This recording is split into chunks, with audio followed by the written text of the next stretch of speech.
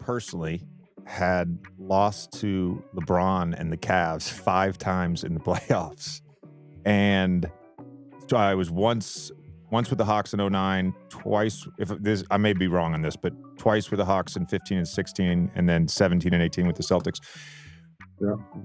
We've asked this question before, but I'm always fascinated by the answers. The difficulty of beating LeBron in the Eastern Conference, what made it so hard?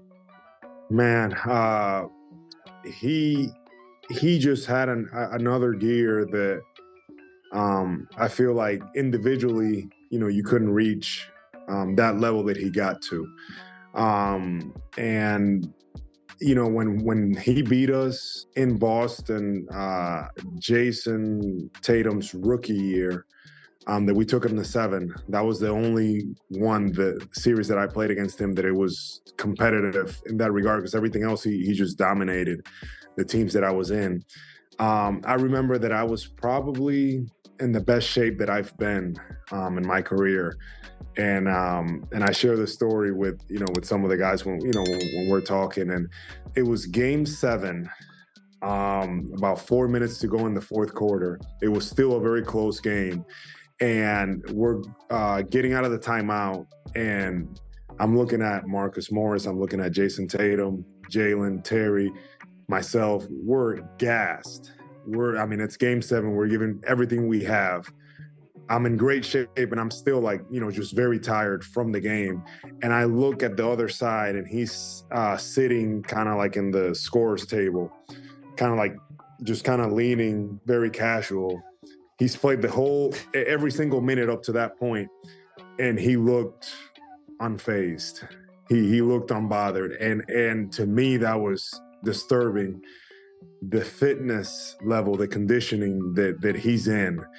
I think it's something that people don't realize how good of a shape he's in, and also just that gear that he kicks it to. It's not a lot of people that can do that.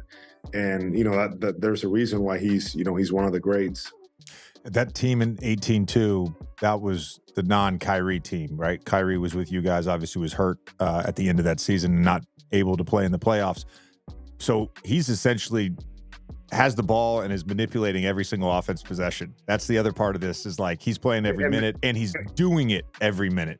And the other thing too was that we had so many different bodies we were throwing at him.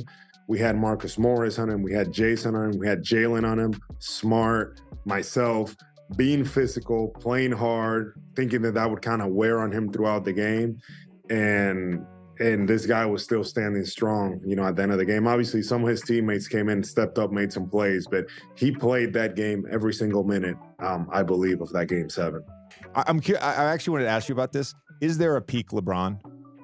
Is there a version of LeBron, whether it was early LeBron, because you've played against him sort of in every facet of his career, and played against him in the playoffs in all these different eras of LeBron's career. Do you think that there's a peak LeBron?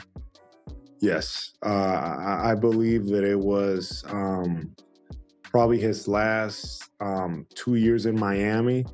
And when he went back to Cleveland, those first two years. So that 4-year period, I believe that's when he was, he's still unbelievable, but I believe that's when he was at his peak. Those last 2 years in Miami and the first 2 in Cleveland.